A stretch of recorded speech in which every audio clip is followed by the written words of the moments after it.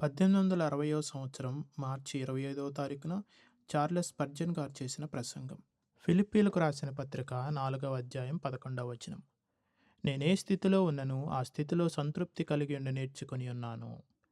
అపోస్తలుడైన పౌలు ఎంతో విద్యాభ్యాసం కలిగిన వ్యక్తి. ఆయన తన విద్యలో ప్రముఖముగా నేర్చుకున్న సంగతి సంతృప్తి కలిగి ఉండటం. ఈ పరిజ్ఞానము పాఠశాలలో నేర్చుకునే వాటికంటే శ్రేష్టమైనది. గొప్ప విద్యను అభ్యసించేవారు మునుపటి సంగతుల గూర్చి విశ్లేషిస్తారు. ప్రస్తుత కాలం గూర్చి ఆలోచించరు. అనుదిన జీవితం గూర్చి వారు విస్మరిస్తారు. వారి జ్ఞానము ద్వారా వారు కాలగర్భములో కలిసిపోయిన భాషలకు జీవం పోస్తారు. అయితే వాటి వలన జనులకు బొత్తిగా ఒరిగేది ఏమీ ఉండదు. అపోస్తలుడైన పౌలుకున్న జ్ఞానము మనకుండుట మేలు. ఇది ప్రస్తుత పరిస్థితులలో ఎంతో ఉపయోగకరమైనది. అలాగే ఇది అన్ని తరములకు ప్రయోజనకరమైనది. అది ఒక అరుదైన మరియు కోరదగిన జ్ఞానము. ఎంతో నేర్చుకున్న ఈ అపోస్తులునితో పోల్చితే మన కాలపు తత్వవేత్తలు, కేంబ్రిడ్జ్లోని విజ్ఞానవంతులకు తెలిసినది చాలా తక్కువే. ఇది ఒక మానవుడు చేరుకోదగ్గ ఉన్నతమైన శిఖరం. అదేమంటే పరిస్థితి ఎలా ఉన్ననూ సంతృప్తి కలిగి ఉండటం. ఈ వాక్య భాగము కేవలం చదివినట్లయితే మీరు గమనించవచ్చు. అన్ని పరిస్థితులలోనూ సంతృప్తి కలిగి ఉండటం మనిషికి సహజముగా చేతకాదు. అనవసరమైన కలుపు మొక్కలు త్వరగా ఎదిగిపోతాయి. మట్టికి కలుపు మొక్కలు ఎంత సహజమో అలాగే పేరాశ, అసంతృప్తి, సనుగుట అనేవి మానవునికి అంతే సహజముగా ఉంటాయి. కలుపు మొక్కలు నాటాల్సిన అవసరం లేదు. అవి వాటంతట అవే మొలుస్తాయి. ఎందుకంటే అవి మట్టిలో సహజముగా ఇమిడి ఉంటాయి. అక్కడి నుండే అవి ఎదుగుతాయి. అదేవిధముగా ఫిర్యాదు చేయటం మనుషులకు నీవు నేర్పించనక్కర్లేదు. ఏ విద్య లేకపోయినను వారు అతి సులభముగా సనగగలరు. కానీ భూమిలో నుండి శ్రేష్టమైన ఫలము రావాలంటే వాటిని సాగు చేయాలి. గోధుమలు కావాలంటే మనము నాగలితో నేలను దున్నాలి, విత్తాలి. మనకు పూలు కావాలంటే తోట మరియు దానికి తోటమాలి సంరక్షణ ఉండాలి. సంతృప్తి అనేది పరలోకపు పూలలో ఒకటి. అది మనకు కావాలంటే దానిని సాగు చేయవలసి ఉన్నది. సహజ సిద్ధముగా మనలో అది వృద్ధి చెందదు. అది ఒక నూతన స్వభావము. మనస్సు నూతన స్వభావము ధరించుకోవలసి ఉన్నది. అప్పుడు కూడా మనం జాగ్రత్తతో దానిని కాపాడవలెను. అట్టి కృపావరంలో మనం కొనసాగుతూ అభివృద్ధి చేసుకుంటూ ఉండవలెను. దేవుడే దానికి కావలసిన కృప అనుగ్రహించువాడు. నేను సంతృప్తి కలిగి ఉండటం నేర్చుకున్నాను అని పౌలు చెప్తున్నాడు. దాని అర్థమేమనగా అతడు ఎల్లవేళలా సంతృప్తి కలిగి ఉండలేదు. దీని వెనుకున్న మర్మము తెలుసుకొనుటకు అతడు కొన్ని బాధల గుండా వెళ్ళవలసి వచ్చింది. దానిని సాధించానని తాను కొన్నిసార్లు అనుకున్నాడు. అయితే తన పరిస్థితులను బట్టి మరలా అసంతృప్తికి గురయ్యాడు. స్కూల్లోని విద్యార్థి వలె తన చేతులు కట్టుకొనవలసి వచ్చింది. అది అంత సులభముగా నేర్చుకొనలేనని పౌలు తెలుసుకున్నాడు. అయితే చివరకు దానిని పూర్తిగా నేర్చుకున్నాక చెప్తున్నాడు, నేను అన్ని స్థితులలో సంతృప్తి కలిగి ఉండటం నేర్చుకున్నాను. కానీ అప్పటికి తలనెరిసిన వృద్ధుడయ్యాడు. మరణముకు సమీపముగా ఉన్నాడు. రోమా పట్టణపు నీరో చక్రవర్తి యొక్క చెరసాలలో ఖైదీగా ఉన్నాడు. మనము కూడా పౌలు వలె బాధలు, శ్రమలు, హింస ఎదుర్కొనుటకు, చలితో కూడిన చెరసాలలో ఉండుటకు అర్హులుగా ఎంచబడాలంటే పౌలు వలె సంతృప్తిగా ఉండుట నేర్చుకోవలసి ఉన్నది.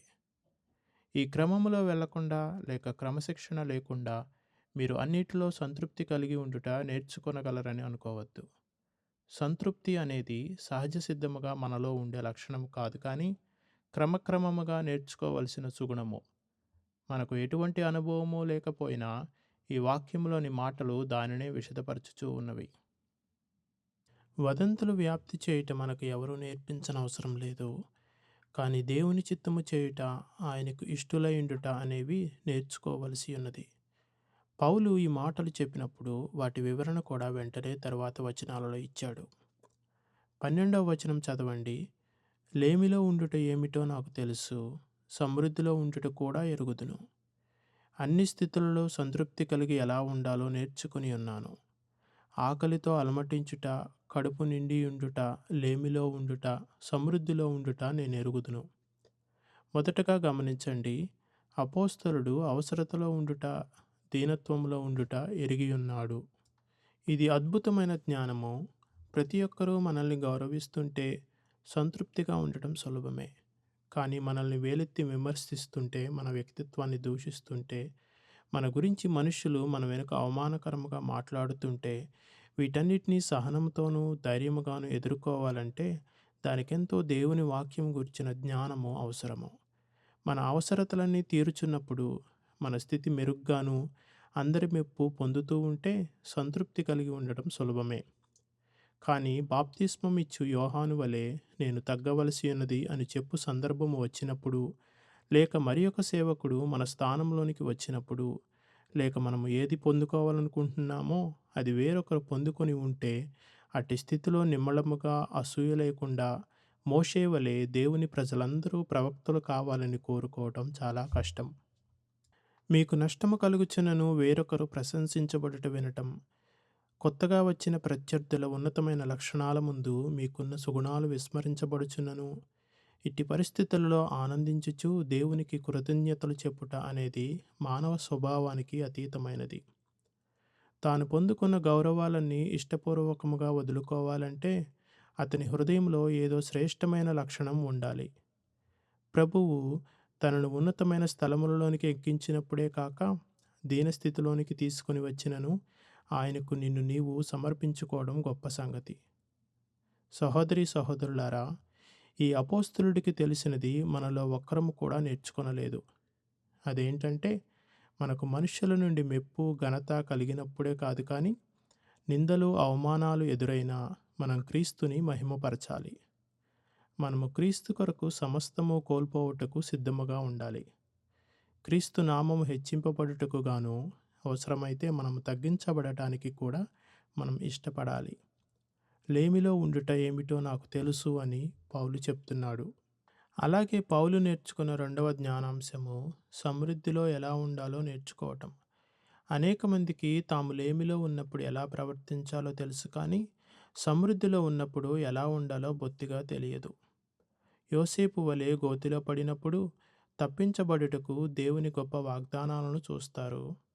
అయితే వారు ఉన్నత స్థితిలోనికి వచ్చిన తరువాత వారి హృదయము గర్వముతో నిండి పడిపోవుటకు సిద్ధముగా ఉంటారు.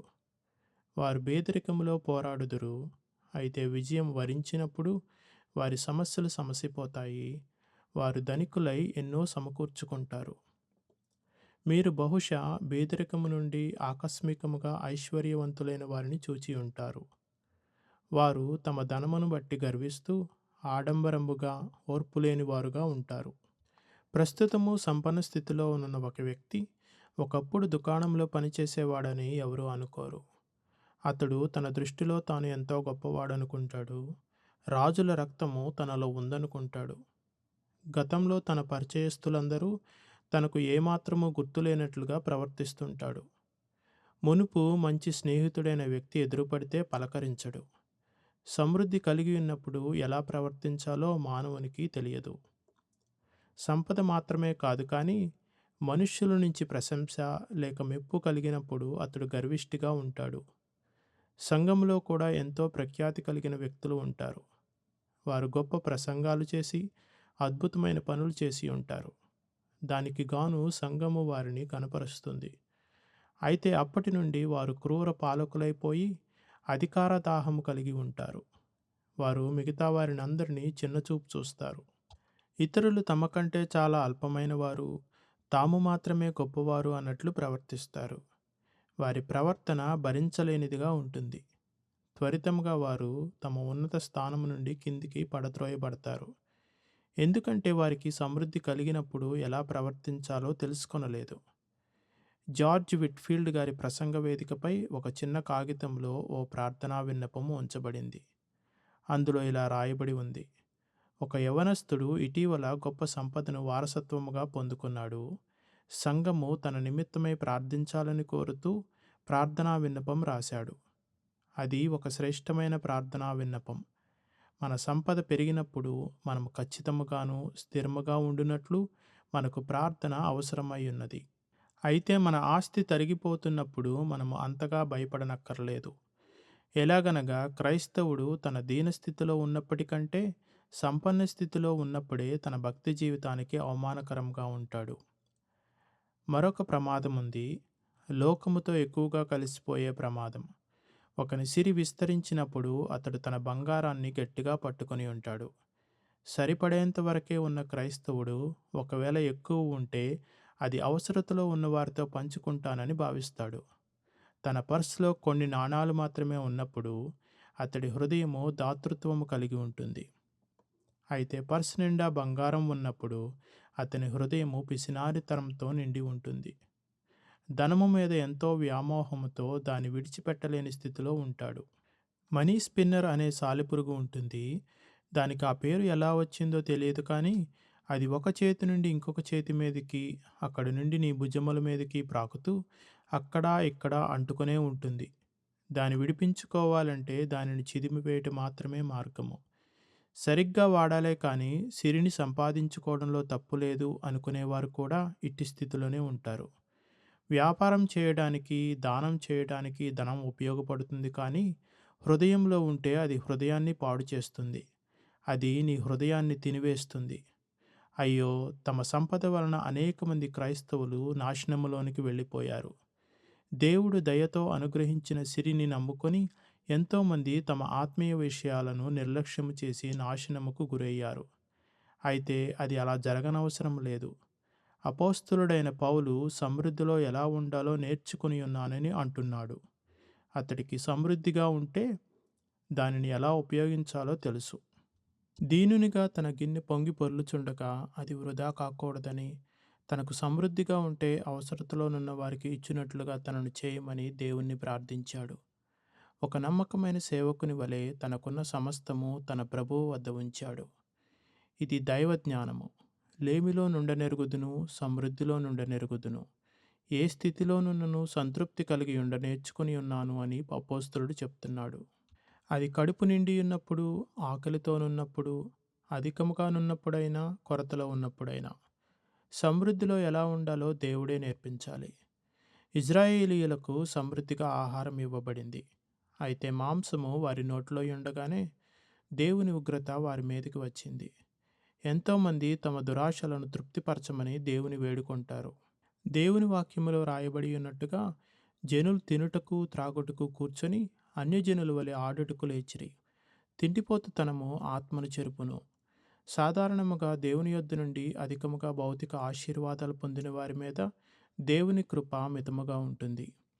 వారు పొందిన అత్యధిక సమృద్ధికి ప్రతిగా కొద్దిగా మాత్రమే కృతజ్ఞత కలిగి ఉంటారు. వారు కడుపు నిండి తృప్తి కలిగి దేవుని మర్చిపోతారు. పరలోకం అవసరం లేనంతగా భూమిపై ఉల్లాసంగా గడుపుతారు. ఆకలి కలిగి ఉండుట కంటే సమృద్ధి కలిగి ఉండుట కష్టతరమైనది. ఆకలితో ఉండుట కష్టమైనది. అయితే సమృద్ధి కలిగి ఉండుట ఇంకా కష్టమైనది. మానవ సహజ స్వభావము ఎంతో చెడ్డది. అది ఎంతో సులభముగా గర్వానికి లోబడుతూ దేవుణ్ణి మర్చిపోతుంది. మనకు అవసరమైన దానికంటే ఎక్కువగా మన్నాను నిల్వ చేసుకున్నప్పుడు అది పురుగులు పట్టి దేవునికి అసహ్యంగా మారుతుంది. జాగ్రత్త పడుడి. మీకు సంపద కలిగి ఉన్నప్పుడు ఎలా ఉండాలో నేర్పించమని దేవునికి ప్రార్థించండి. ఆకలితో ఉండుట, కడుపు నిండి ఉండుట అనే ఈ రెండు స్థితులలో ఎలా ఉండాలో అపోస్తలుడైన పౌలు నేర్చుకున్నాడు. అది ఒక కఠినమైన పరీక్ష. రోజుకొక పరీక్షను ఎదుర్కొన్నాడు. ఒకరోజు సమృద్ధి మరియు కావలసినంత ఆహారం ఉండేది. అయితే మరుసటి దినం కఠినమైన ఆకలితో గడపాల్సి వచ్చేది. బీదరికంలోనే పుట్టి పెరిగి తృప్తిగా ఉండే వ్యక్తిని మనం ఊహించవచ్చు. ఎందుకంటే అది వానికి అలవాటైపోతుంది. అతడు పంజరంలోనే పుట్టి పెరిగిన పక్షి వలె స్వాతంత్రం ఎరుగడు. అయితే ఐశ్వర్యము అనుభవించిన వ్యక్తి పేదరికంలోనికి వెళ్తే అది ఎంతో కఠినముగా ఉంటుంది. ఒక ఎగురుతున్న పక్షిని తీసుకువచ్చి పంజరంలో బంధిస్తే అది ఎప్పుడూ విచారంగా ఆకాశంలోనికి చూస్తూ ఉంటుంది. అట్టి స్థితిలోకి వస్తే మీరు కూడా ఆ పక్షి వలె ఉంటారు. కేవలం దేవుని కృప మాత్రమే మనల్ని అట్టి స్థితిలో కూడా సంతృప్తిగా ఉంచగలదు. ప్రియులారా, ఇది ఒక కఠినమైన పరీక్ష. బీదలు తమకు లేని వాటి కొరకు సణుగుతూ ఉంటారని మనం ఫిర్యాదు చేస్తాము. అయితే మనము వారి స్థితిలో ఉంటే వారికంటే ఎక్కువగా గొణుగుతాము. తన పిల్లలు ఆకలితో ఉండగా వారికి తగిన ఆహారం లేకపోవడం చూచి ఆ తండ్రి హృదయం బ్రద్దలైపోతుంది. చిన్న వయసులోనే భర్తను కోల్పోయి తండ్రి లేని తన పిల్లలను ఎలా పోషించాలో తెలియని తల్లి పరిస్థితి ఎంతో విషాదకరమైనది. బీదరికంలో కూడా సంతృప్తిగా ఉండాలంటే మనకి ఎంతో కృప కావాలి. ఎంతో ప్రయత్నించినప్పటికీ ఏ ఉద్యోగము దొరకక తన కుటుంబమును పోషించలేని స్థితిలో ఉండుట ఎంతో కష్టతరమైనది. ఏమాత్రం సణుగు కొనక ఆకలిని ఓర్చుకుని జీవించుట ఎంతో కష్టమైనది. మన సంఘంలో కొందరు చాలా క్లిష్టమైన పరిస్థితుల గుండా వెళ్ళారని నాకు తెలిసింది. వారు ఎవరిని ఆశ్రయించరు, నా దగ్గరికి కూడా రారు. వారు రహస్యముగా తమ బాధలు అనుభవించారు. తమకొచ్చిన అడ్డంకులు, అపాయాలలో వీరోచితంగా పోరాడారు. చివరకు విజయులైనారు. వినటానికి ఇది ఒక సులభమైన పాఠం వలె ఉండొచ్చు కానీ, ఆచరణలో అది అంత సులభమైనది కాదు. సమృద్ధిలో ఎలా ఉండాలో తెలుసుకోవడం కష్టమైన సంగతి. అయితే ఆకలితో అలమటించడం ఎంతో తీవ్రమైనది. మన అపోస్తలుడు ఈ రెండింటినీ నేర్చుకున్నాడు. తిరిగి మన వాక్య భాగంలోనికి వెళ్దాం. పౌలు ఎలా ఈ జ్ఞానాన్ని సంపాదించాడు అని బహుశా మీరు అడగవచ్చు. ఒక విషయమైతే ఖచ్చితంగా చెప్పవచ్చు. తనలో నుండి వచ్చిన ఉదాసీన వైఖరితో దానిని అతడు పొందలేదు కానీ, దేవుని కుమారుని యందలి విశ్వాసము ద్వారానే దానిని పొందుకొన్నాడు. తమ దేశములో గనులై గొప్ప ఐశ్వర్యము కలిగి విలాసవంతమైన జీవితం గడిపేవారు పరాయి దేశంలో ఏదో ఒక పని మీద వెళ్ళినప్పుడు అక్కడ ఎదురయ్యే సమస్యలను బట్టి తమ పని విజయవంతంగా ముగించబడకపోయినా అంతగా నిరాశ చెందరు. ఎందుకంటే ఈ చిన్న సమస్య వారి దేశంలో వారి స్థితిని ఘనతను ఏమాత్రమూ మార్చలేదు. అదేవిధంగా పౌలు కూడా తాను పరలోక పౌరుడనని, ఈ భూమి మీద కేవలం యాత్రికుడనని గుర్తెరిగి ఇక్కడ సంభవించు ఆపదలకి, ఆకలికి ఏమాత్రమో భయపడక వాటన్నిటిలో సంతృప్తి కలిగి ఉన్నాడు. తన ముందు ఉన్న ఇరుకులో, ఇబ్బందులలో, ఆకలిలో, దిగంబరత్వములో ఏదీ కూడా అతని సంతోషమును చెరపలేకపోయింది. అట్టి సంతృప్తి పైనుండి మనకి ఇవ్వబడితే తప్పితే ఎవరు ఇట్టి స్థితిలో సంతోషముగా ఉండలేరు. అపోస్తలుడైన పౌలు తన ఉన్నత పిలుపును బట్టి తన ముందున్న అవమానమును భరించెను. ఆకలి, నిందలు క్రైస్తవ సేవలో భాగముగా ఎంచుకున్నాడు. క్రీస్తు మీద తనకున్న ప్రేమ వలన తన సేవలో కలగబోవు కష్టములు, తాను చేయవలసిన త్యాగము అతని భుజములపై సులువుగా నుండినవి. అతడు వాటిని సంతోషముగా స్వీకరించాడు. పౌలు సంతృప్తి కలిగి ఉండటానికి మరి ఒక కారణం ఉంది. దానిని విశ్లేషిద్దాం. యుద్ధంలో పాల్గొన్న సైనికులు అనేక మంది తాము గతంలో వెళ్ళిన కొన్ని ప్రమాదకర పరిస్థితులను జ్ఞాపకం చేసుకున్నప్పుడు వారి ముఖంలో ఒక చిరునవ్వు చూడగలం. తమ వీర కార్యాలను బట్టి వారు గర్వంగా చెప్పుకుంటారు. అయితే వారు ఆ ప్రమాదాల గుండా వెళ్తున్నప్పుడు వారిలో చిరునవ్వు కానీ గర్వం కానీ ఉండదు. కేవలము ఆపదల నుండి బయటపడిన తరువాత, భయాలన్నీ తొలగి సమస్యలు తీరిన తరువాత అతనిలో ఆ ఉత్సాహం వస్తుంది. పౌలు క్రీస్తుతో తన జీవితాన్ని విస్తృతంగా పరిశీలిస్తూ వీటన్నిటిలో మనం అత్యధికముగా విజయులమని చెప్తున్నాడు. ఓడలో రోమా పట్టణముకు అతడు కొనిపోబడినప్పుడు అతడు ప్రయాణిస్తున్న ఓడ ఒక భయంకర తుఫానులో చిక్కుకుంది. అనేక దినములు వారికి సూర్య నక్షత్రాలు కనపడలేదు. ఓడలోనున్న వారందరూ తమ ప్రాణముల మీద ఆశను కోల్పోయారు. పౌలు మాత్రమే ధైర్యముతో పట్టుదలతో ఉన్నాడు. ఎందుకంటే దేవదూత అతనికి కనపడి భయపడవద్దని చెప్పింది. దేవుని సార్వభౌమాధికారంపై తన విశ్వాసాన్ని నిలుపుకున్నాడు. దేవుని అనుమతి లేకుండా తనకేమీ సంభవించదని అతడు పూర్తిగా నమ్మాడు. కాబట్టే ఆ తుఫానులో నుండి బయటపడ్డాక అందరూ ప్రశాంతంగా ఎలా ఉన్నారో, పౌలైతే ఆ తుఫానులో కూడా అంతే ప్రశాంతంగా ఉండగలిగాడు. ఇప్పుడు నా పాఠ్యభాగాన్ని ధనికులకు క్లుప్తముగాను, పేదవారికి మరింత వివరముగా, అనారోగ్యములో, శ్రమలలో, బాధలలోనున్న వారికి సానుభూతితో తెలియపరచాలనుకుంటున్నాను. మొదటిగా ధనికులకు. అపోస్తలుడైన పౌలు తాను ఏ స్థితిలో ఉన్నను సంతృప్తిగా ఉండటం నేర్చుకున్నాను అంటున్నాడు. మీలో కొంతమందికి మీ హృదయం దేనిని ఆశిస్తుందో దానిని మీరు అనుభవించగలరు. మీ దైనందిన జీవితానికి అవసరమైన వాటి కొరకు మీరు పని చేయనక్కర్లేదు, చెమటోడ్చనక్కర్లేదు. మేము తృప్తిగానే ఉన్నాము కనుక ఈ హెచ్చరికలు మాకు కాదు అని బహుశా మీరు అనుకొనవచ్చు. అయితే అది నిజం కాదు. ఒక మనిషి ఎంతో ధనికుడైనను అతడు ఎంతో అసంతృప్తితో ఉండవచ్చు. అసంతృప్తి ఐశ్వర్యవంతుని ఇంట్లో సింహాసనంపై కూర్చోగలదు. అదేవిధముగా బీదవాని ఇంట్లోని విరిగిపోయిన కుర్చీ మీద కూడా కూర్చోగలదు. తృప్తి అనేది ఒకని మనస్సులో ఉంటుంది కానీ వాని కలిగి ఉన్న సంపదలో ఉండదని గుర్తుంచుకోండి.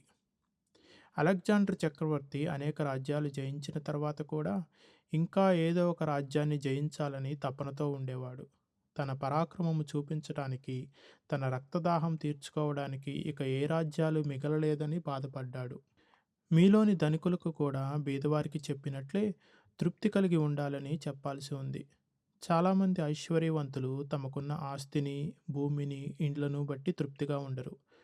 తన రాజమందిరముకు ఆనుకుని ఉన్న నాబోతుకు చెందిన చిన్న స్థలమును తన కూరగాయల తోట కొరకు ఆశించిన ఇజ్రాయేలు రాజు వలె తమ పొరుగువారిదైన ఆ చిన్న స్థలము కూడా తమ భూభాగములో కలిస్తే బాగుంటుందని ఆశించేవారు మీలో ఉంటారు. నాకు ఇన్ని ఎకరాల పొలము ఉన్నా కానీ నాబోతుకున్న ఆ అరెకరము కూడా కలుపుకుంటే కానీ నాకు తృప్తి లేదని ఇజ్రాయేలు రాజు భావించాడు. ఒక రాజు ఆ పేదవానికున్న చిన్న స్థలాన్ని ఆశించినందుకు సిగ్గుపడాలి. ఎంతో విస్తారమైన భూములు కలిగిన భూస్వాములు తమ హృదయాలలో ఆ ప్రాచీన జలగ స్వభావం కలిగి ఉంటారు. ఇంకా కావాలి, ఇంకా కావాలి అని కోరుకుంటూనే ఉంటుంది వారి హృదయం. వారి వద్ద కొద్దిగా డబ్బులే ఉన్నప్పుడు $20,000 ఉంటే సరిపోతుంది అని భావిస్తారు. ఇప్పుడు వారికి ఆ $20,000 ఉన్నాయి. అయితే ఇంకా $50,000 కావాలనుకుంటారు.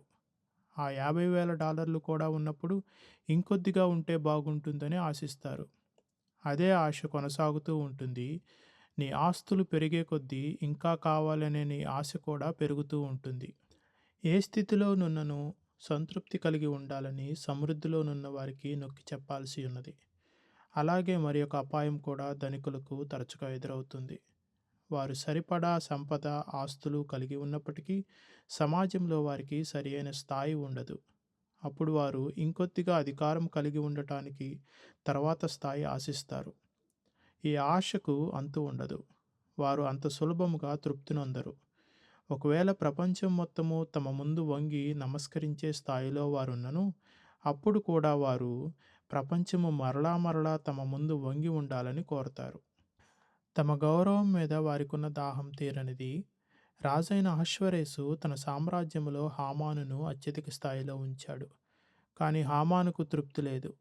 మొర్దెకై తన ముందు వంగి నమస్కరిస్తే తప్ప తనకు తృప్తి లేదని అనుకున్నాడు. ప్రియ సహోదరీ సహోదరులారా, మీరే స్థితిలో ఉన్నను సంతృప్తి కలిగి ఉండటం నేర్చుకోండి. సంఘములోని పెద్దలకు, కోశాధికారులకు ఒక సందేశం ఇవ్వాలని కోరుతున్నాను. సహోదరులారా, మీకు ఉన్న పనిని బట్టి సంతృప్తిగా ఉండటం నేర్చుకోండి. మీకన్నా ఎక్కువ గౌరవం పొందుతున్న వారిని చూచి మీరు అసూయపడకండి. వారికన్నా గొప్ప చేసుకొనుటకు ప్రయత్నించొద్దు.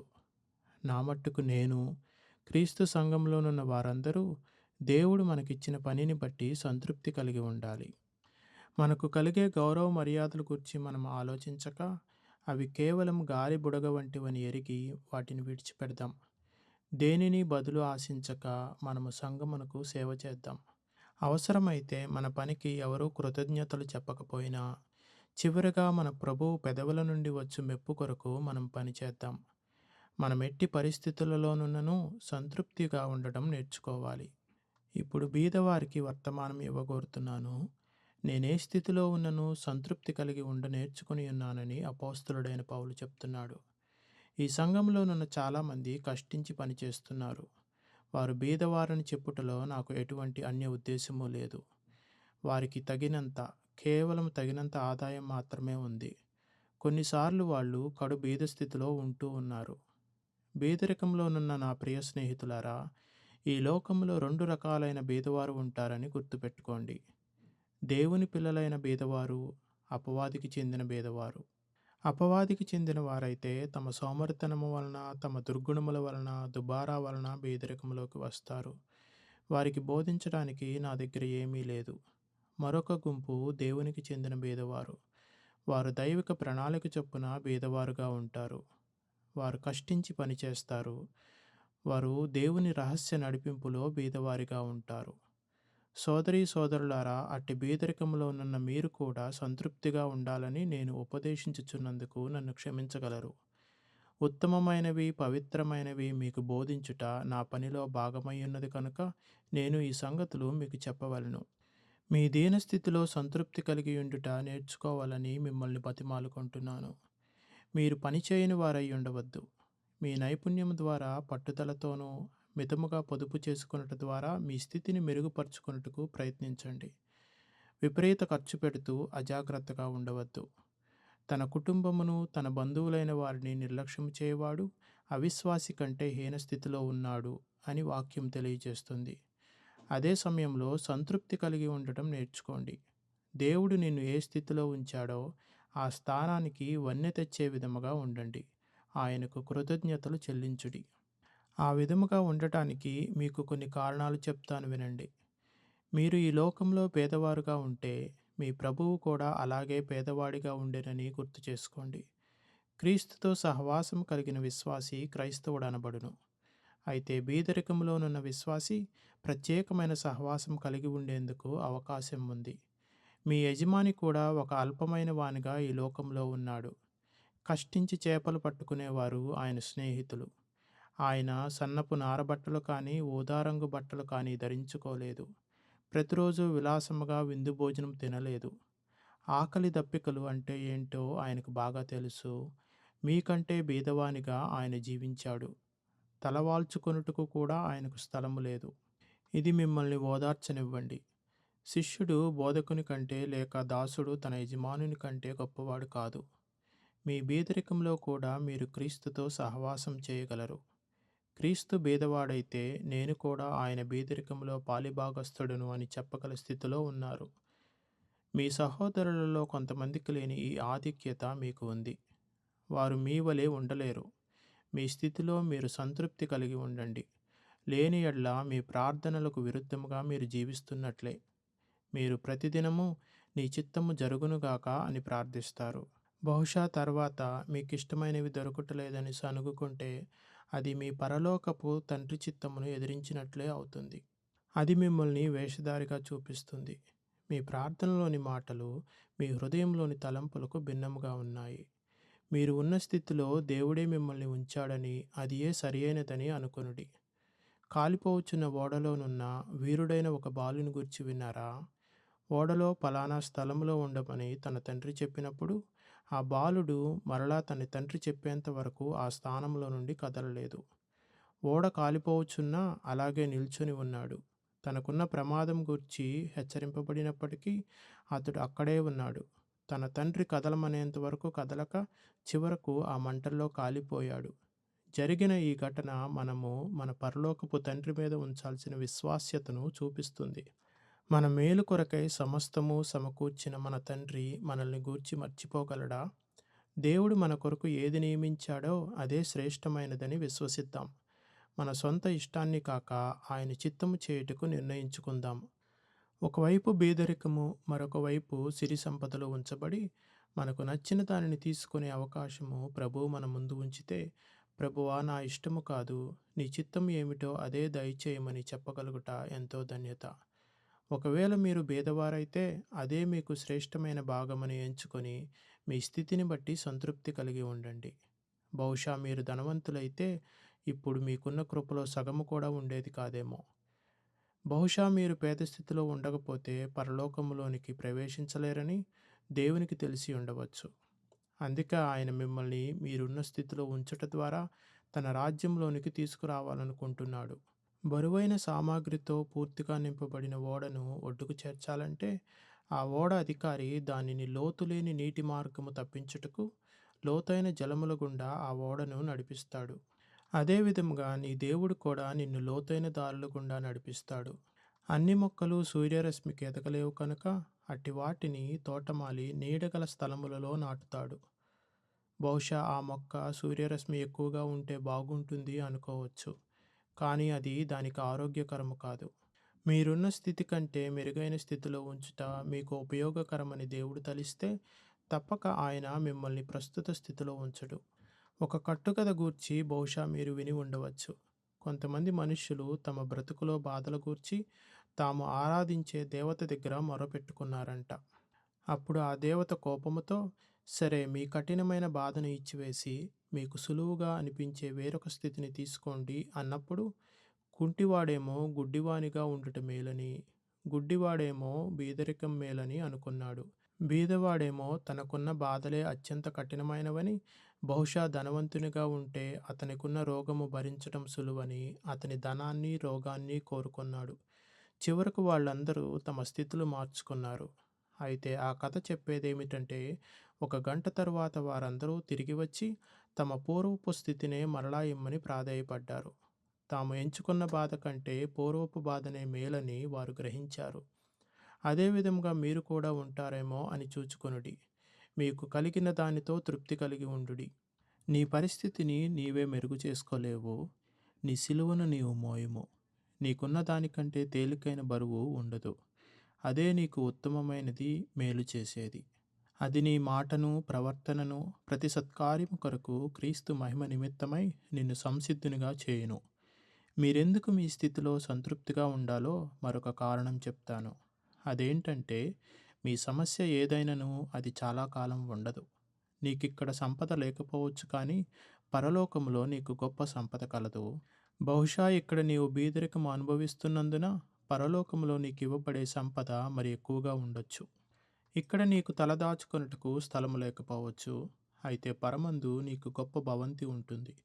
అది మనుష్యుల చేతితో కట్టబడినది కాదు. ఇక్కడ నీకు తలవాల్చుటకు దిండు లేకపోవచ్చు.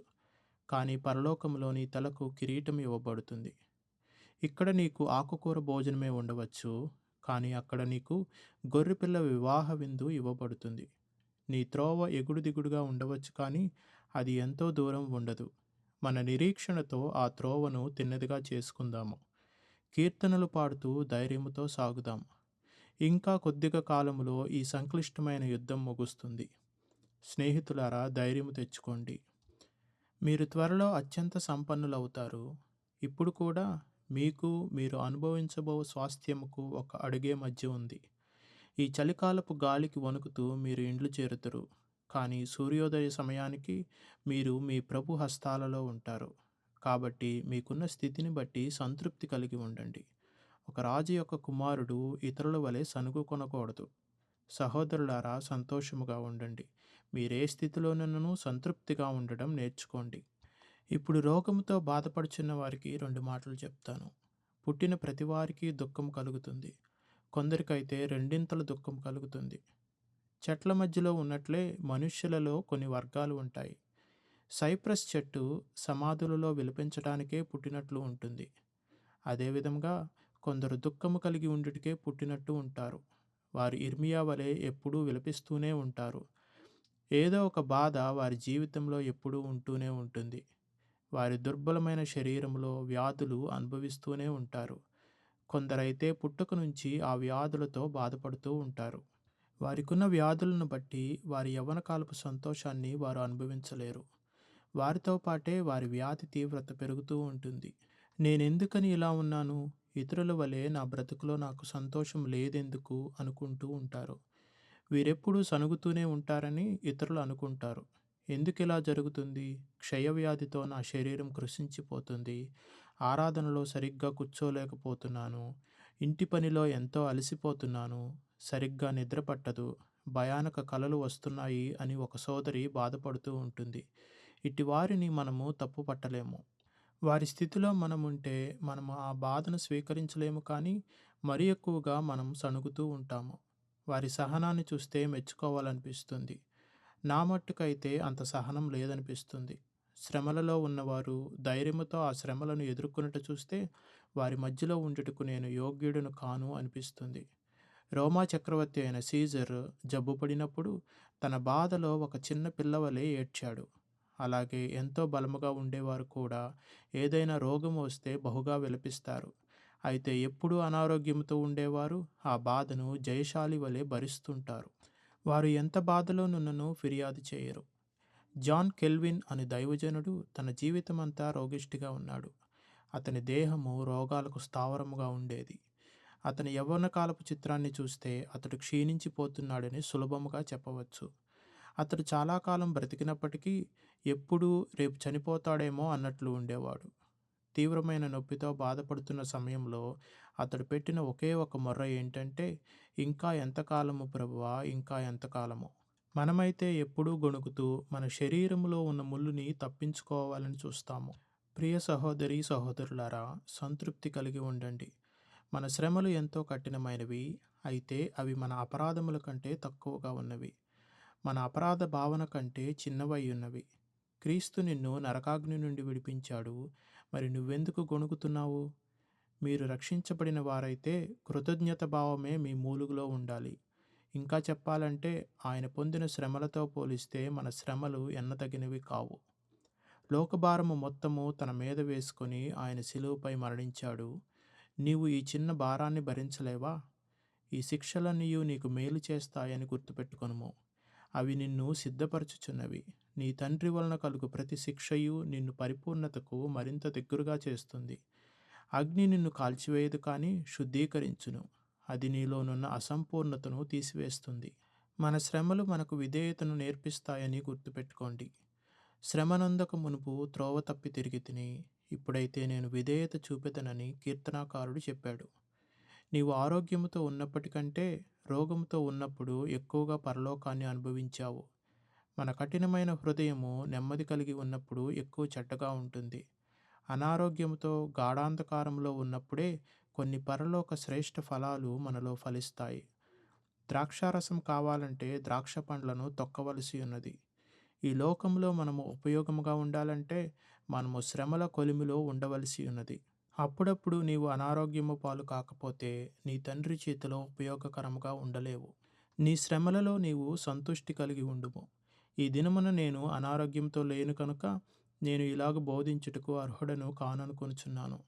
ఏదేమైనప్పటికీ సోదరీ సోదరులారా, అపోస్తలుడైన పౌలు చెప్పినట్లు ఎట్టి పరిస్థితులలో ఉన్నను సంతుష్టి కలిగి ఉండుటకు నేర్చుకోండి. చివరిగా ముగించబోయే ముందు ఒక మాట చెప్పదలుచుకున్నాను. మీలో క్రీస్తుని కలిగి ఉండని వారు మరింత దౌర్భాగ్యులు. మీరు సంతోషముగా ఉన్నామని అనుకోవచ్చు కానీ అవన్నీ తాత్కాలికము. అవి త్వరలో గతించిపోవును. మీకు శ్రమ కలుగుతుంది. దేవుడు మీకు నూతన హృదయం అనుగ్రహించునుగాక. 1860 సంవత్సరం మార్చి 25వ తారీఖున చార్లెస్ స్పర్జన్ గారు చేసిన ప్రసంగం.